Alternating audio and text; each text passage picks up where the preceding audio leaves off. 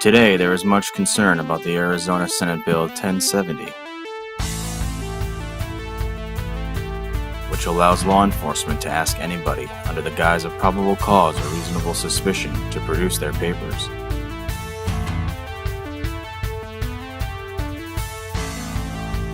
A law that is reminiscent of Nazi Germany or Stalinist Russia.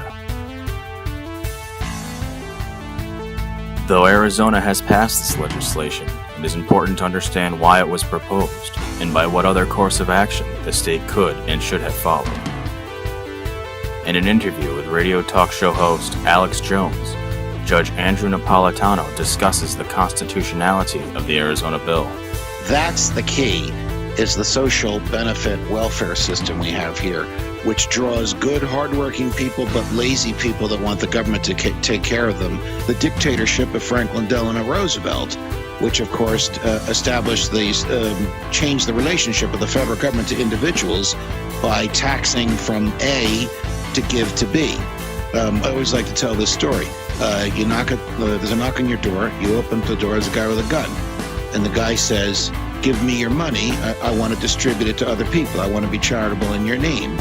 You call the police. You find out he is the police. I mean, that's basically what the government does. You can't be charitable with other people's money. You can only be charitable with your own. But it forces us to give money away to people that we would choose not to give it away. There's no authority for that in the Constitution. However, the one legitimate power that the feds do have is the power to regulate foreign affairs and to regulate foreign people. And the state of Arizona doesn't have any power there. Moreover, the state of Arizona does not have the power to say to its cops, you can stop people on the basis of the way they look and ask them to prove a negative on the spot. The negative is that they're not here illegally. We fought a Cold War against countries in Eastern Europe that thought they had the power to stop people on the basis of the way they looked. I mean, what was Arizona thinking if you're saying, and I respect you, that you've read the bill as a constitutional law scholar, and you're saying you believe it's unconstitutional, then what should they have crafted? Because Texas is about to get on board, according to NBC, and other states are flocking to do this. Curtail the social benefits that they provide, but in fairness to Arizona, this is all part of the big problem that you and I talk about all the time, which is the micromanagement of all government by the federal government. Much of what Arizona spends on social welfare is mandated by the federal government.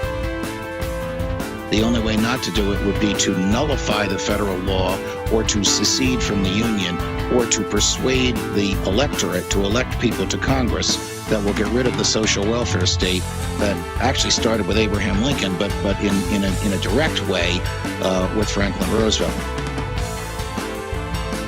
Sure, but and we know these checkpoints 50, 75 miles in all over the country, even in places like Vermont and Maine, they are using it to harass citizens, and they let the illegals go right through.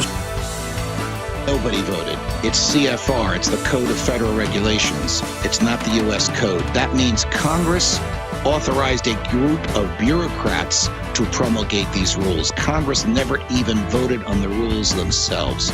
The Code of Federal Regulations is 10 times as long as the U.S. Code. The U.S. Code are the statutes Congress votes on for whatever political or moral or immoral or legitimate or illegitimate reasons. It's what Congress debates on and votes on. The healthcare law is in the U.S. Code. The Judge, CFR is the insidious one.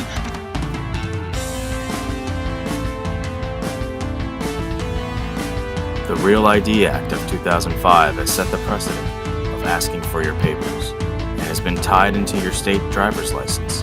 It requires states to have a minimum ID standard. This information is freely shared with Canada and Mexico.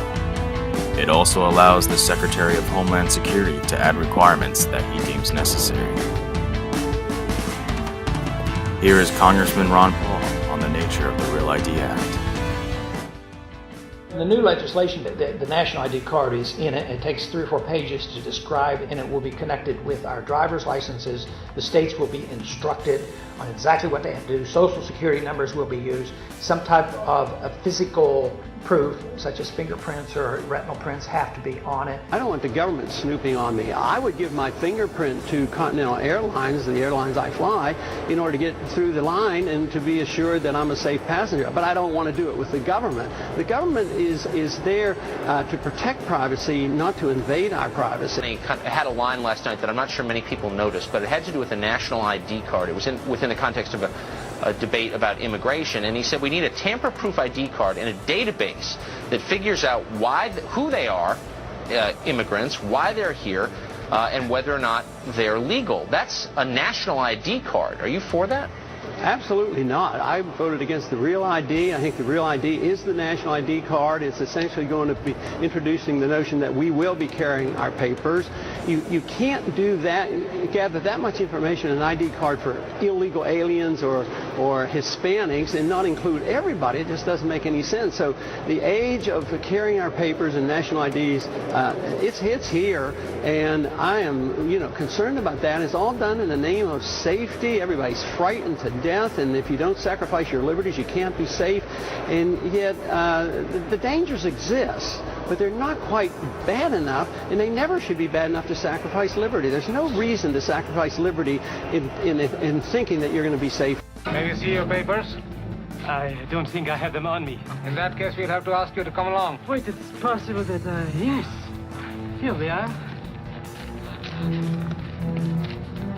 These papers expired 3 weeks ago. You'll have to come along. Halt!